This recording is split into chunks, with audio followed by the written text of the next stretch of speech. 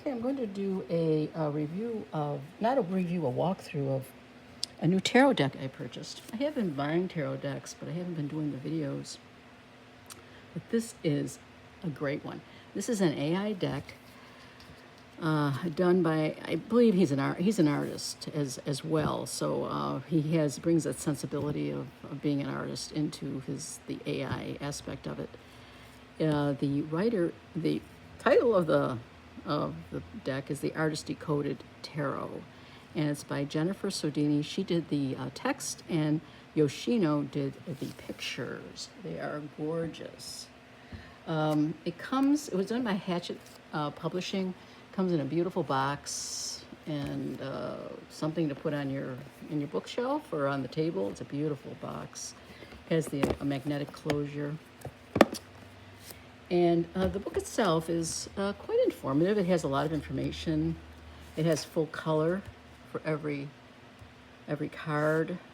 It gives a narrative on each card. It gives a keyword on each card. It gives symbology. It uses symbology as well. It has upright and reversed meanings.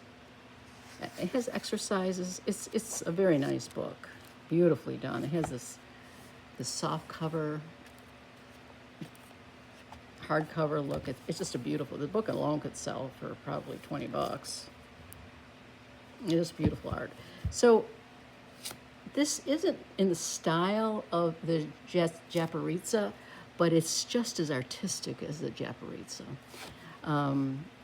So that's what drew my attention. The colors are rich and vibrant, and it's quite beautiful. The deck itself was put out by Hatchet.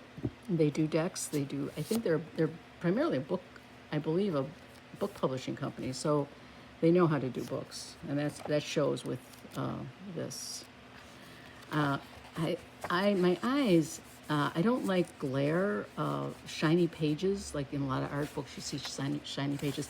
These are not shiny pages, and yet the pictures are quite, even though they're smaller, they're done quite well. Very vivid. Okay, so that is the book, and let's get to the deck because I'm not sure. I may do a short reading, on this, and we'll look at the deck when I do a little reading, perhaps. The cards are thick. They are very thick cards. And they're beautiful cards. People say they can shuffle them. I don't think I could shuffle them. I think they have to be worn in a little bit better for me to shuffle them. But you can do one of the you can fan them to take cards out, or you can, of course, hand over hand shuffle. Oh, what did I just do? I just messed up. Okay. Where is the, okay. I wasn't supposed to do that. Okay. Let's see where the first card is. Okay. These are shuffled, right? Yeah, okay. I wanted to start with the Fool and show you the cards. Wait a second. Come on. Are these all backwards. I think the Fool was on the bottom. There we go. Okay, they may be out of order. Oh, at the end. Anyways, we'll start with the Major Arcana. I'll try to put this in the center. I'm not right on top of my viewfinder, so it's sketchy. It's going to be sketchy. I think I'll put them over on this side. They are a Rider-Waite-Smith deck. I mean, it does follow Rider-Waite-Smith. So, I don't know. It is so gorgeous. The other reason why I bought the deck, what I was struck by was the colors of the deck. And I'm thinking, oh, I could use that color and this dark, light orange, dark orange with a little pink. And it wouldn't be that beautiful picture. So it's giving me ideas of how to do, can bring some colors together. And every card is like that. It's just beautiful, beautiful colors. This is the Fool, of course, the number one in the 0 in the Major Arcana. The numbers are above, very clean, clear. The labels on the bottom. They could have taken up the whole card, but they're done so well, you can still see the detail in them. So I think that's just fine, my opinion. Magician. here's this blue and yellow, the white, the focal point brings in the white, and then this, like the second focal point is the red. It has all the things that a magician's card should have, and it's quite beautiful. Now, what you'll notice is there are no faces on these cards. And I've read reviews from I've not read reviews, I've looked at other YouTube channels that have reviewed this deck, and they didn't like them. They didn't like them, number one, because it's an AI deck. Number two, because they don't have any faces. Okay, yeah, that's true. Look at the back of this, gorgeous. Yeah, that's true, but it's gorgeous. It's gorgeous. I mean, I don't get it. I mean, the AI discussion will never end. It'll always be there, and there's good and bads, I guess. But if done well, these are not cookie cutter AI. It's not a cookie cutter AI deck, which you see a fair amount. These are, you can see that an artistic eye has edited these or made them what they are. A person has intervened, I would say. So the faces are blacked out. The other thing about the blacked out faces, which I like, is that it could be male, could be female, could be Asian, African American, Russian, I don't know. It could be any sort of race, ethnicity, which I like. And so it's really about the card and what it speaks to you, how it speaks to you. Magician, the High Priestess. I mean, come on now. This is so opulent. It is so opulent. This is, I think, one of my favorite cards. She has the blue, like Rider-Waite-Smith, there's the blue, and there's the column. There's one column, is there two columns? She's sitting, she is guarding something behind her. Then there's all this, there's other things in here.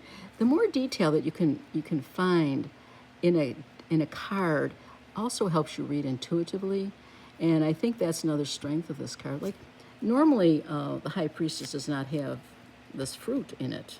He put in some fruit in there, he or she, and that's something that could resonate with a reader or someone who is looking at the card, who's doing it for themselves. High Priestess is a wonderful icon of major arcana. She guards secrets. You have to go through her to find out more things. She's a very interesting major arcana, and this just brings it to you very clearly, the mystery of it. And she's also, the blue is, kind of an homage to water, which of course hides many things. So there's a lot of things. And the Book of Knowledge, sort of a book that she's a learned person. All these things can help you read for yourself or for others. Or I often, when I do readings, when I have someone, I look at a card, I read the card for them, and then I give a rough meaning of what it is, and then I point out things, and then I ask the person who's being read what they think of the card, what are their feelings of the card. And that's actually, their interpretation of the card is probably one of the strongest aspects of a reading. The Empress, another more opulence, but light heart in the real world, the white, the purity, the fertility. The Emperor, solid, in charge, that red, that fieriness of an emperor. Now, I do believe, I think the Emperor is a Leo, or the sun, I'm not sure, or a Leo. Let's see if they say in the book.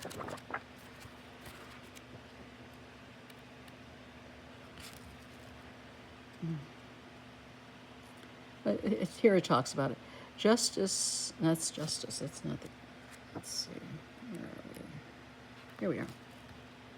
The fearless leader. And he is, I don't think, let's see, what is zodiac sign wise?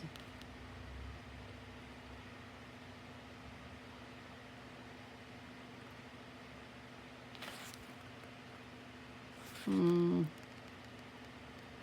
an Aries. He's an air sign. Often seen as a father figure and stable leader, the Emperor rules with wisdom, confidence, and passion. So it doesn't have the symbol on the card, but it has it in the book. But then again, those can be used or not used. It's up to you. The Hierophant. His acolytes here, followers, sitting above everyone. He's, holds court. The Lovers. Again, there's two beings. We don't know male, female. The Chariot. Forward movement. And here's a little bit of punk art, Victorian type art. Strength. Come on now, come on. Is that strength or what? So here's a character, a caricature, and then the lion behind her in all his majesty. Strength. The Hermit. Looking, searching for knowledge, going inward. And a beautiful picture. It's like highlighting his head, highlighting the darkness around him. So the card gives meaning to what a hermit is, I think, very clearly. The Wheel of Fortune. It signifies change, signifies, what comes around goes around. You're up one day, you're down the next. But that's life. It's the Wheel of Fortune. It comes and goes. It's time kind of marching round and round and round. Justice. The scales are on the sides. There's kind of like a sword thing here. She has to decide. Justice has to decide. Weigh the options. The Hangman. This is a beautiful hangman. The lightness is above. The darkness is below. It's kind of like the hangman is seeing something from a very different perspective than the normal perspective that we see. He's going deep. He's going maybe within and trying to figure things out. So you can read these cards very intuitively. Death. It's not the man on the horse, but it certainly is. It's a skull, and the death card. People often are afraid of it, but it's a transitional state. And sometimes you let go of something that no longer serves you and move on. Sometimes it's a difficult period.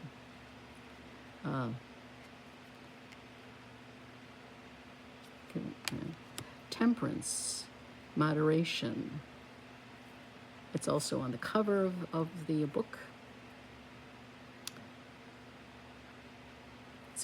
Temperance also has divine guidance with the wings of an angel. So temperance is something where divinity, divine guidance, spiritual guidance is helping you navigate your life. The Devil.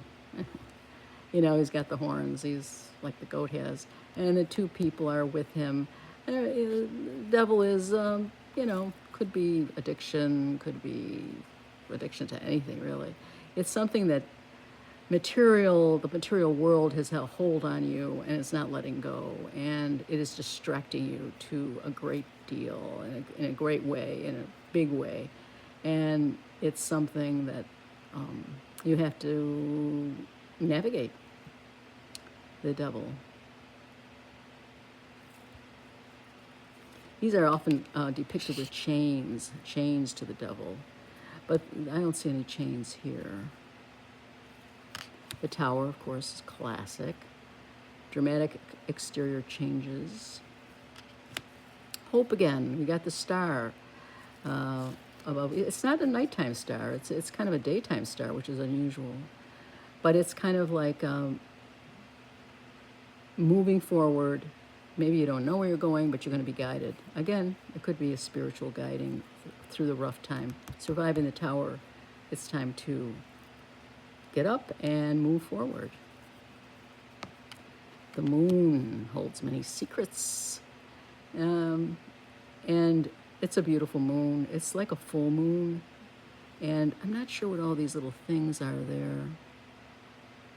But you see the darkness around it, which it's also a water. I'm sure this is a water sign, the moon, where there's a lot of information, where you have to go deep, you have to go within to get answers. And some people think it's a very sinister card. I think it's a very, it's not sinister. I think it's one that you have to go through to get out on the other side. And when you do get on the other side, you see the sun. This is a baby on a horse, like the Rider-Waite-Smith, but the baby has a little white outfit on, and the horse is a little pony. And the star is charming, very in a field of, I don't know if those are poppies. I don't think they're sunflowers. They could be sunflowers. They look more like poppies to me. Judgment. Well, now. That's judgment. Is someone judging you? Are you to judge yourself? Of course, this is near the end of the major arcana. I think judgment is a lot about forgiveness. So that's how I always read judgment. But after judgment is the world or the universe. And here we see just bright colors, a shining sun, very positive. We see animals, obviously a person over here. The world is, everything is at your fingertips. And you finished a cycle. So then going on to the cards themselves, the minor arcana, we have the Ace of Wands. Just beautiful. Now, I look at it, you can look more closely at these cards. There's no person here, but there's that single wand. It's the beginning of a cycle, the beginning of a passionate cycle, beginning of a period of creativity. It's not the end of it, it's the beginning of it. It's a spark. And it's also, according to Rider-Waite-Smith, the hand of God brings it in. The Spirit comes and helps you, pushes you forth. Here, your decision, your two wands. There's always the two. There's a choice to be made. You haven't made the choice, but you're weighing your options of what to do. Again, beautiful card. The colors. Three of the Wands is here. You're kind of in you're testing your options, and here you're deciding. All of a sudden, you're going to go into the real world. You're in a very concrete world, and you're going to move forward. As threes are creativity. Threes are moving forward, moving in a direction. You're not stymied. Four of Wands, of course, is a celebration. The fours are a receptive card. They're a relaxed card. And in the Rider-Waite-Smith, it's a celebration. You can see all the lights here, almost like the northern lights or something. So you see definitely a celebration, or you come this far and things are going well. Of course, they don't last forever, because then you get the Five of Wands. Five of Wands are, the fives in general are, trying times, disagreements. Any odd number card is not an equilibrium. It's off center. And here we have, you can't really see what's happening, but be the number and the different colors. Like there's different people being thrown into the situation, and there's some confusion.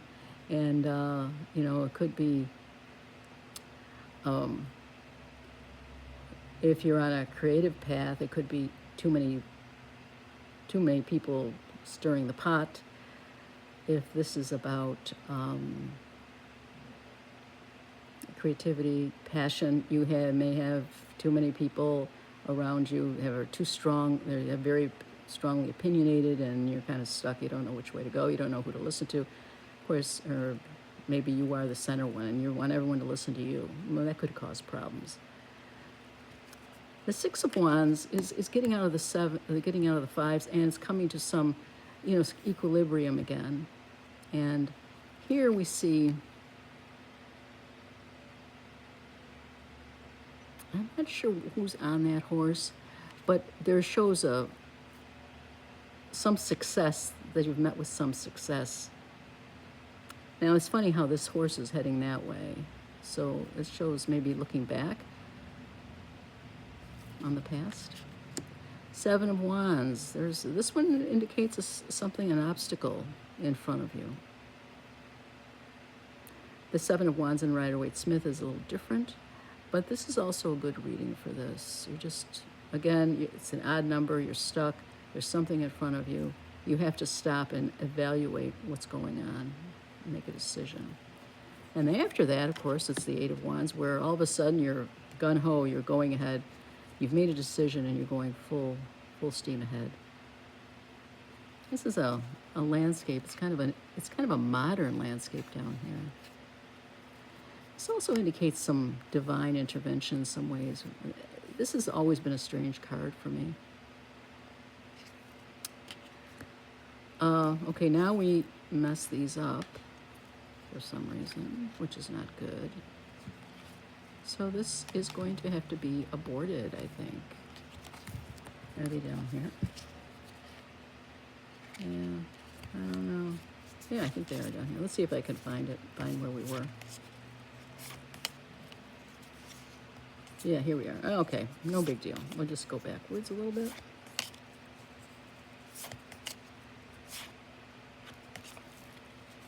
Okay, here we are, the Nine of Wands.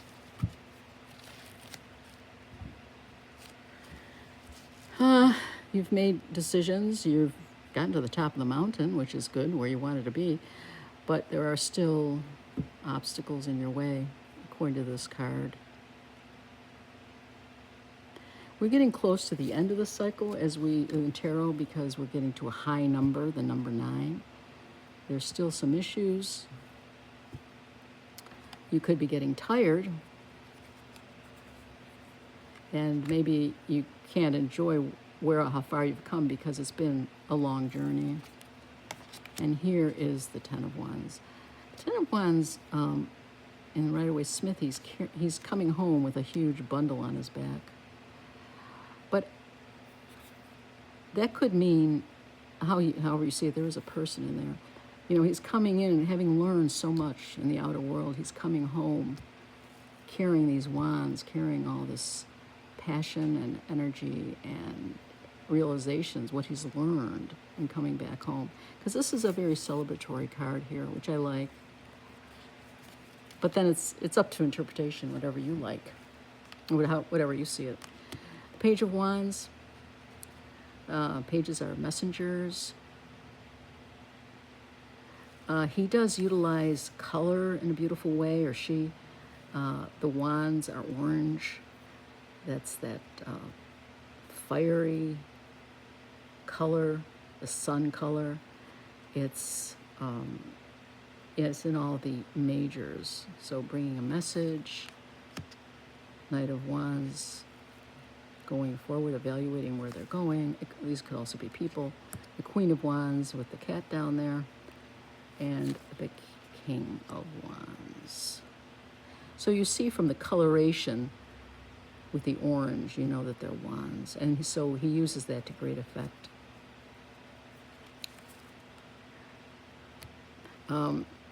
Depending on how you read, the court cards can mean many things. Oftentimes, when I do a reading, I'll refer to them as personages in someone's life. But it could also be their energy. You know, a king has a very strong energy. The queen is a very supportive energy, and also more intuitive. The king is more up in your face kind of thing. Okay, the Ace of Cups. Again, a new beginning, hopeful. The Two of Cups. What a great picture this is. It's abstract, and yet it's very, it's in the mountains. Then there's the Two Cups. Cups are love, emotion. They're also intuition. It's the water sign. And so there's some mystery associated with cups as well. It's a kinder, gentler suit, but also some things remain hidden in cups. The Three of Cups is a celebration. This is beautiful. Three of Cups. The cups change in the pictures. They're not all the same, the vessels. The Four of Cups is also different. He's looking out, but the cups are behind him. He could be, this is a repose kind of card where you're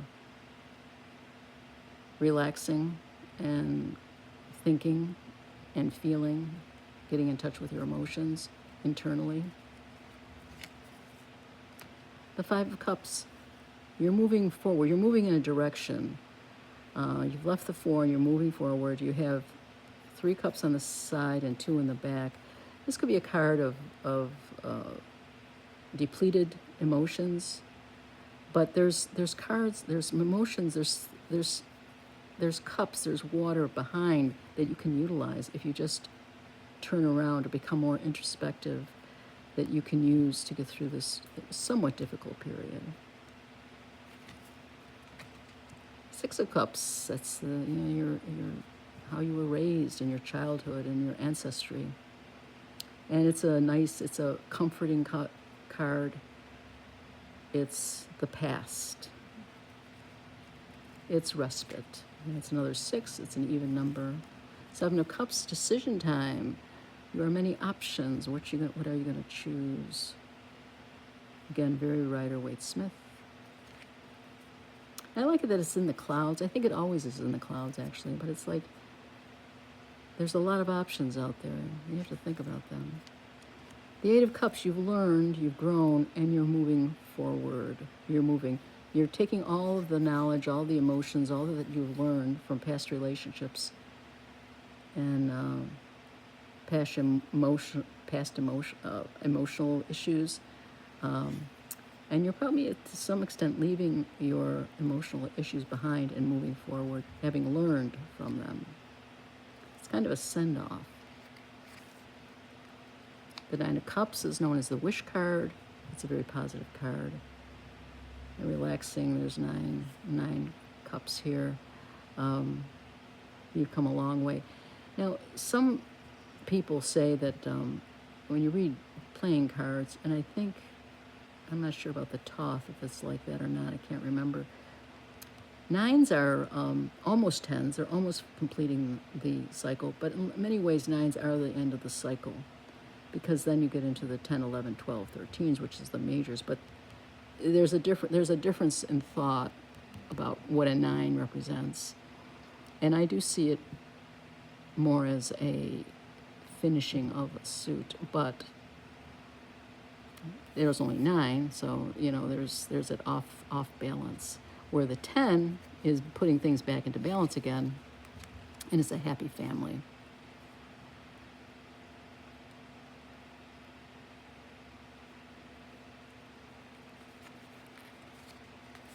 So this could mean, like, it's known as the Wish card. So you could say, well, he's come a long way, but there's still some work that has to be done. He's still wanting something, or wishing for something, or hoping for something. And here he gets the happy family. Page of Cups, beautiful, fertile type of card. As I say, a lot of times people read these different ways. I often think of them as, a person in their life or a messenger trying to tell them something. And then I put another card over it to see what that is. The Knight of Cups. Knight of Cups is a very stable knight, a very loving knight. So somebody seems to indicate, you're in a good place. Stay there a little bit longer and enjoy the fruits of your labor. The Queen of Cups. Very intuitive, very kind, very gentle. And the King of Cups. He is a person, a card, a king that rules with heart.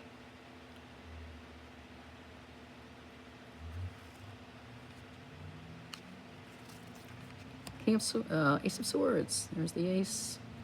Beginning, the spark of intellect and communication.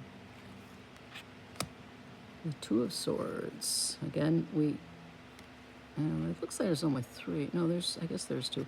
Two of Swords. A difficult decision has to be made. And so this is, you're thinking about it, which way to go. And here, Three of Swords is a breakthrough. Unfortunately, with Rider-Waite-Smith, with this is very much like it, you have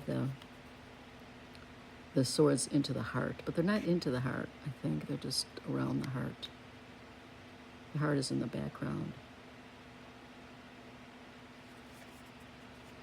Now, the Four of Swords is respite. The Five of Swords is, it's an odd number. He is ready to fight. He's ready to go into battle. Maybe by communication, maybe with his thoughts. He's bringing something to the party that can be difficult for him and others around him. I love those colors. The Six of Swords.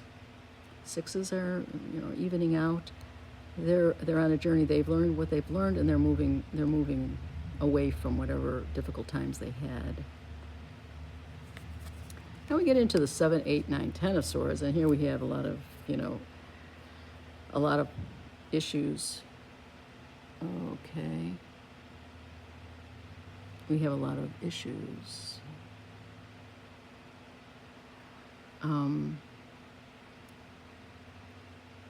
Conflict with other people. And then we go inward into the thoughts, and we have conflicts interior with our thoughts. Our thoughts are constricting us. We are unable to communicate very well because there's all these swords around us. It's the Nightmare card. We can't sleep. More troubling thoughts. And then the Ten of Swords. The good thing about the Ten of Swords, it is the end of the journey.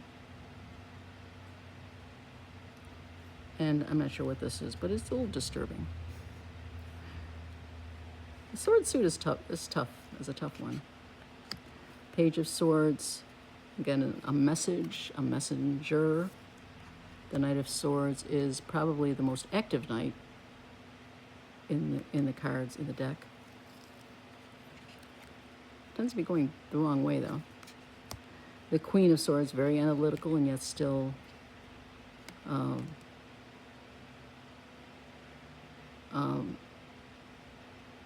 has good judgment, overly analytical.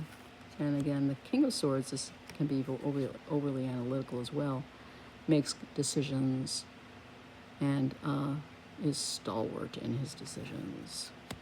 Last but not least are the Pentacle suits.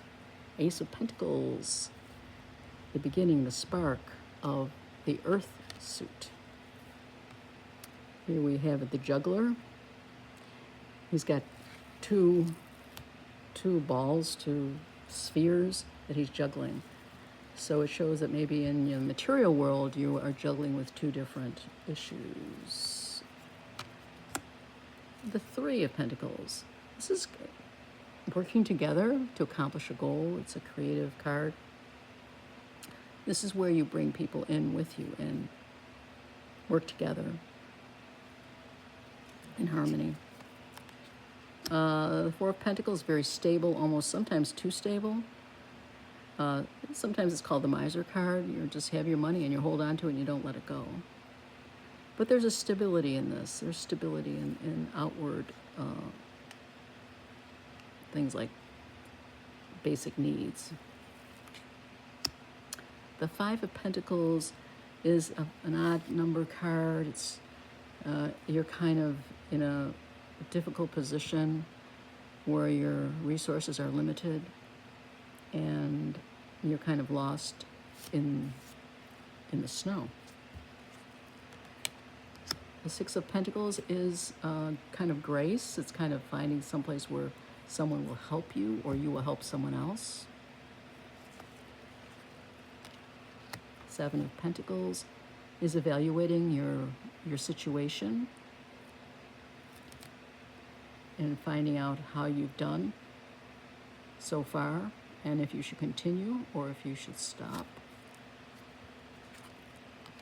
And you realize after some thought that maybe you should continue and pay more attention to detail and work a little bit harder. Look at these colors of these two cards. Oh, they're just so gorgeous.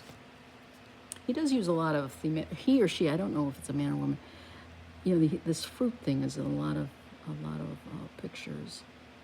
I love the abstract backgrounds, but he always includes something that's very realistic. Nine of Pentacles. This is success, very much success, and love the purple in this. You've done a lot, and you've made it to almost. You've gone through the Pentacles, and you made it almost to the end, and you've done very well. And then, of course, there's another successful card. That's why these two cards often are very similar in the deck. In all tarot decks, the 9 and the 10 are similar in every suit, which makes me think there's a redundancy here with these cards. In playing cards, the 10 would be like a woman page, or like a maiden or something, and then you'd have your page, and then you'd have the knight, and then you'd have the king. So you'd have, wait a minute, you would have 4 of these. Yeah, so in a playing card deck, you just have the king, the queen, and the jack. But if you use playing cards, you can make the 10 the page. Is that confusing? I think I was just very confusing about that. Well, anyways, this is something about playing cards. The page, Pentacles, pages are messengers, knights are action moving in a certain direction. The queens are emotional, but they're also queens, so they've reached the epitome of their suit. And the kings, of course, are the King of Pentacles. He's reached the heights and is a solid king of his kingdom. So that's a quick showing of the cards. I hope it wasn't too confusing. But I love these cards. I haven't read with them yet. I may try a reading, but not right now because I got thrown off with when the deck was a little mixed up. I think if you don't want to shuffle them, you could do, fan them out, or you could lay them all out and just pick them at random if you have them all laid out on the table. I hope you found this interesting. I think it's a gorgeous deck. Have a great day.